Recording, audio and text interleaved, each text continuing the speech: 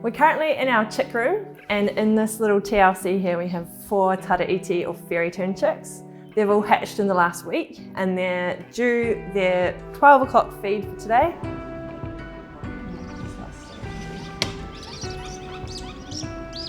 Tara Iti are highly threatened. This is mainly because of where they lay their eggs. So they make a nest in a tiny scrape of sand, often around the high tide mark. So they're at risk to weather events like king tides, as well as animal predation and human disturbance. Tara Iti are endemic to New Zealand, and there are only 35 of them in the entire world, found on just a few sites in the North Island. You can do it. The Department of Conservation work year-round protecting our wild sites of Tara Iti. They do lots of pest control in those areas and keep them protected from people and animals. We get to help by jumping in at breeding season. We'll help proactively taking the eggs, rearing them at the zoo until they're off fishing for themselves out in the wild. Our Tara Iti get fed differently depending on the day. So this is like our husbandry manual we've put together over the last few years. Our youngest chicks are at 3 days old today, so they're already getting 95% of their body weight in food every day, and that's spread out over their 9 feeds. It's really important they learn how to eat live fish at the zoo, because when we put them out at the beach, that's what they'll be fishing for in the wild. Louie's getting 2.2 grams. It was about 8 today. Depends on the fish size. That's it. Next door in here, we have our egg room. So this is where we incubate all our fairy tern eggs.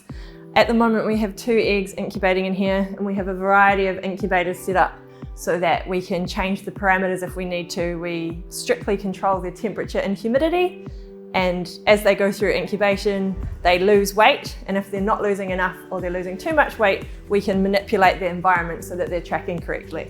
This is our 5th year of developing the Tara Iti Recovery Programme alongside the Department of Conservation. So throughout the years we've been tweaking what we do and finessing our program. We use double clutching as a management method. So by pulling the eggs from the wild birds, it gives those birds a chance to relay, and that's something that happens naturally in the wild. So if they lose their nest for any reason, they'll tend to lay a second clutch of eggs so that they can rear some chicks for that season. So this methodology means we get twice as many chicks as we would have if we left them with their eggs. So this is our egg E, which is the 5th egg of the cohort. He is no longer turning because he's close to internally pipping, which means he'll start hatching soon. And he's about 21 days old. They tend to have an incubation period of about 23 days. So we'll look for signs of hatching. So you can see the developing embryo in the vein network, and then the gap on the end is the air cell. You can see the embryo moving around. And we're just starting to see some little cracks in the surface of the egg. So this morning there were no cracks, and now there's new cracks, so that's the new development. So this egg is only 8 days old. It's a bit younger than the last one.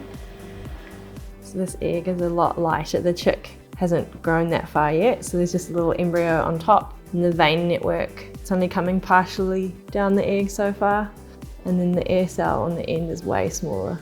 So these eggs we turn 180 degrees 3 times a day, and that just replicates what the parents would be doing on the nest. Our oldest Tara Iti chicks have now got to the stage where they no longer need to be in an incubator, so the next step will be to take them to a brooder tub, and that's where they'll be until they're big enough and ready to go to the beach.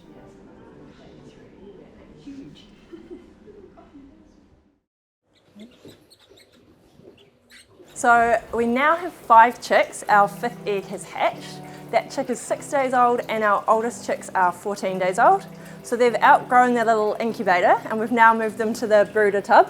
Previously we were feeding them with tweezers. We've now migrated to paint trays, which are like a little ramp for them to get down to the water. We started giving them slow swimming fish, and now they're at the level where they can eat quite quick swimming fish. They'll pick them up from the water themselves and be able to swallow them, and that is exactly what they'll get in a bigger version out at the beach before they learn how to fish for themselves out in the estuary and the ocean. Our last egg that was a bit younger than these guys that we'd initially planned to return out to the wild has actually been joined by another pair of eggs that have come in from a wild nest, and those eggs are going to form a second cohort, so hopefully we'll have 3 chicks that will be able to join these guys at the beach as they get a little bit bigger themselves.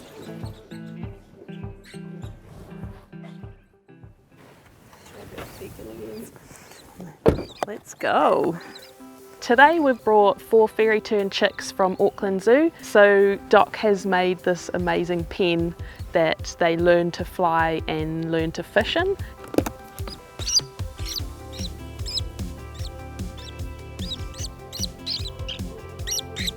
These chicks have never been out in this sort of environment before, so it'll be a bit of an adjustment. So we've built this predator-proof pen to keep them safe while they can't fly, and we moved to a more of a open-air aviary design where if we bring them here before they can fly and they get to know this is home, this is where food is, then they can come and go. We've had wild Tara Iti flying around this morning, so they'll probably see those for the first time.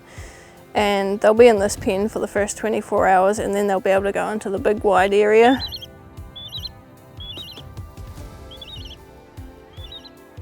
The reason we've chosen this spot to release the fairy tern is because of this incredible estuary behind me, and we're very lucky that the adult fairy terns in the area actually sometimes come over, and I really think the chicks learn quite a lot from the adults and start to pick up what they're meant to be doing and diving for fish. So the water here is pulled from the estuary just behind us. The water then comes up into our big water container. We've got tap boxes that then help with the flow of the water into our sumps. So once the water is in the pools, we are able to add 3 different species of fish. Those fish species that we use really like cool aerated water. I'm really proud of the pool systems this year. We've come so far, having custom-made pools for the birds. It's just absolutely amazing.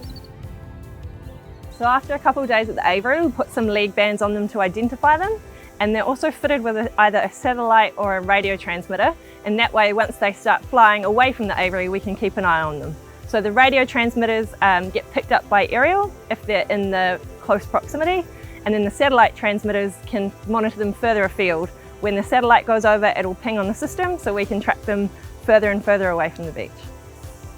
Currently our zoo-reared birds are starting to move away from the aviary. They're doing little recce trips over to the west coast. They're relying on the fish that we're providing less and less, which means that they're finding wild food for themselves, which is exactly what we want because we know that they're doing all the right things and they need us far less than they did a wee while ago. This season has been the most successful breeding season since we've been running this program, with the highest number of chicks hatched here at the zoo and out in the wild. It's really exciting that they're so independent. It means we've done our jobs right, and with such a low population overall, every egg and every chick counts so much towards the final numbers. So if they can survive and thrive out there and hopefully have their own chicks, it'll make a significant impact on the wild population. This project is really unique because, to the best of our knowledge, it's the first time in the world that a tern species has been hatched, hand-reared and then released. Anybody can help Tara Iti in the wild, as well as our other coastal birds. So if you're out on the beaches, please be respectful of roped off areas. There's often a very good reason they're roped off, and there's nesting birds there. If you can avoid driving and cycling through the beach, you're less likely to disturb nesting birds and keeping your dog on a lead when you're at the beach.